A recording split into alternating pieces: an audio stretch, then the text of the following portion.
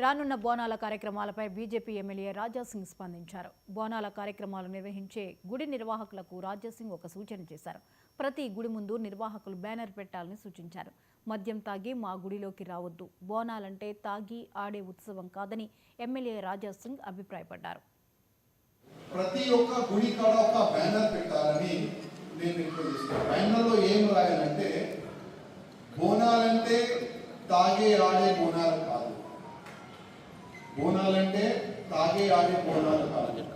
కానీ ఇవాళ మనం చూస్తున్నాం చాలా వరకు మన యువకులు 18 ఇయర్స్ కానీ 19 ఇయర్స్ కానీ 20 ఇయర్స్ కానీ పిల్లలు బోనాలంటే తాగాలి, ఆడాలి, డ్యాన్స్ చేయాలి.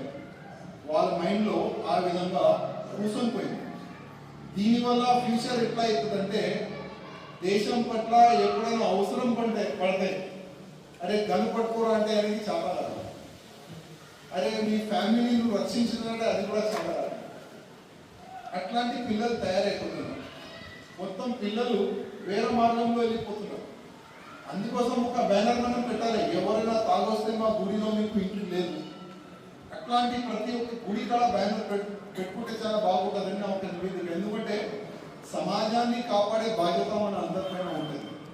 కానీ కొంతమంది మన బోనాల్ని బద్నాం చేయడానికి ఇది ఒక కుట్ర చేస్తుంది. ఎందుకంటే బోనాలంటే ఏంది, మంచి వర్షం పడాలి, మంచి పొలాలు కావాలి, ఇట్లాంటి కూడా రోగం రావద్దు అని మనం అమ్మవారికి మనం మొక్కుంటాం.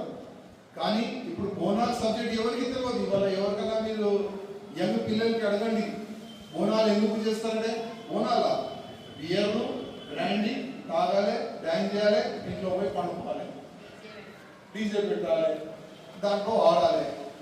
ఇదే పిల్లలకి అలవాటు అయిపోతుంది. ఇప్పుడు ఇవాళ పిల్లలకి అదే అలవాటు అయితే మళ్ళీ వాళ్ళ పిల్లలు ఎక్కడ పోతారు.